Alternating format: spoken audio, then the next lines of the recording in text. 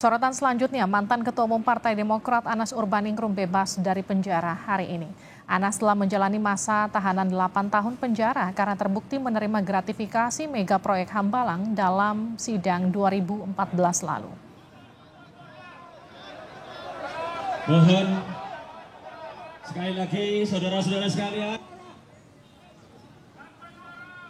Anas keluar lapas Sukamiskin Bandung disambut ratusan pendukungnya mulai dari keluarga, sahabat, tokoh politik hingga sejumlah organisasi kepemudaan. Anas menyampaikan soal dirinya usai bebas akan terus memperjuangkan keadilan dan membuktikan kecintaannya pada Indonesia.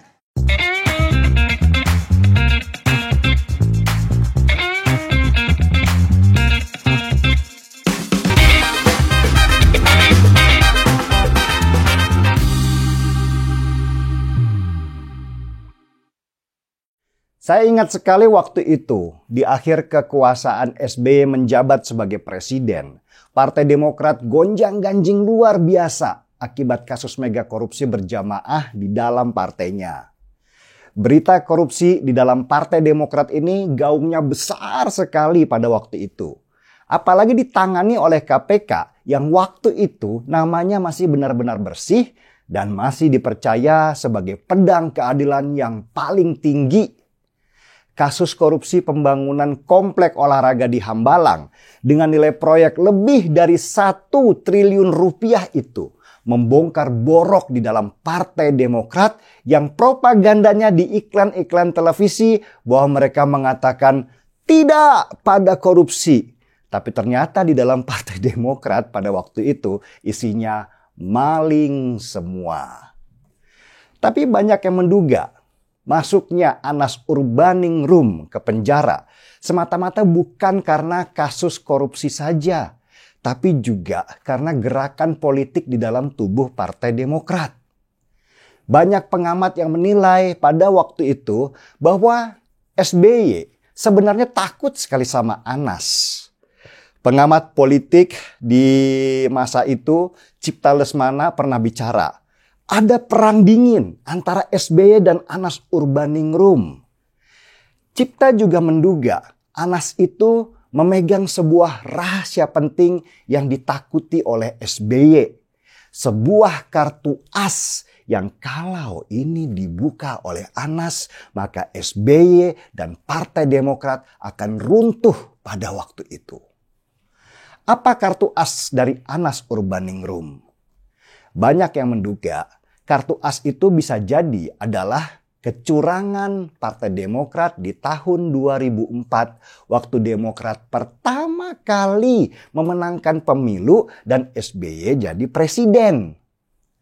Sebagai catatan ya, waktu Demokrat menang pemilu di tahun 2004 lalu dan SBY akhirnya jadi presiden, Anas Urbaningrum pada waktu itu masih jadi komisioner di KPU.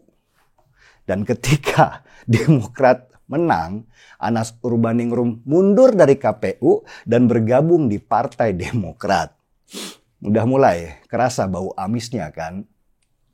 Nah, di Demokrat ternyata karir Anas itu mengkilap banget.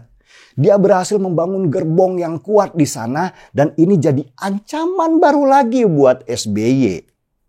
SBY sepertinya nggak berdaya menghadapi Anas Urbaningrum dan kawan-kawannya karena yaitu tadi Anas sepertinya selalu mengancam akan membuka kartu as itu ke publik. Anas Urbaningrum akhirnya dia menjadi ketua umum Demokrat di tahun 2010. Nah, disinilah peran Anas semakin kuat dan semakin besar karena posisi ketua umum partai bisa mencalonkan dirinya menjadi calon presiden. SBY nggak ingin kekuatannya di dalam partai digerus Anas dan dia akhirnya menjadi tersingkir di partainya. Sedangkan dia ingin Partai Demokrat itu menjadi partai keluarga untuk melindungi kepentingannya. Maka bisa jadi untuk menghancurkan Anas Urbaningrum dan semua kawan-kawannya, SBY harus membakar lumbung padinya sendiri lewat kasus proyek Hambalang.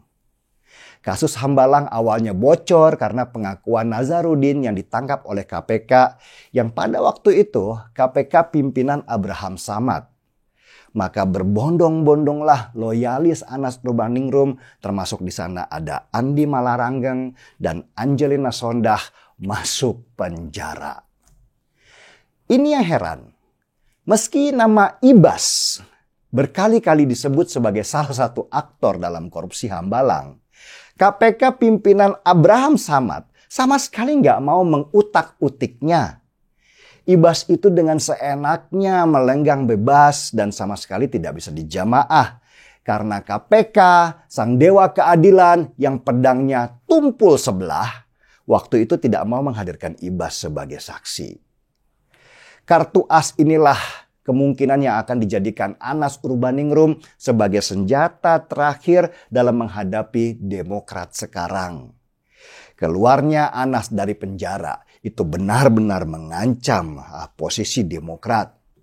Bagaimana coba seandainya Anas Urbaningrum punya bukti kalau Demokrat dan SBY menang dengan curang di pemilu 2004 lalu? Bisa hancur Demokrat sekarang ini juga. Seru memang apapun yang terjadi di Partai Demokrat. Partai yang penuh dengan kader-kader berkosmetik tebal ini sedang panik dengan segala kemungkinan yang bisa terjadi. Apalagi ini menjelang Pilpres 2024. Bisa jadi Anas Urbaningrum bekerja sama dengan musuh-musuh Demokrat untuk membuka kecurangan masa lalu dan menghancurkan partai itu di masa kini. Makin rame, kita tunggu saja bagaimana serangan Anas ke Demokrat. Apakah semakin kuat atau bisa dinego dengan sejumlah harga yang maksimal? Mari kita bongkar semua. Saya Denny Siregar, kita di acara Timeline.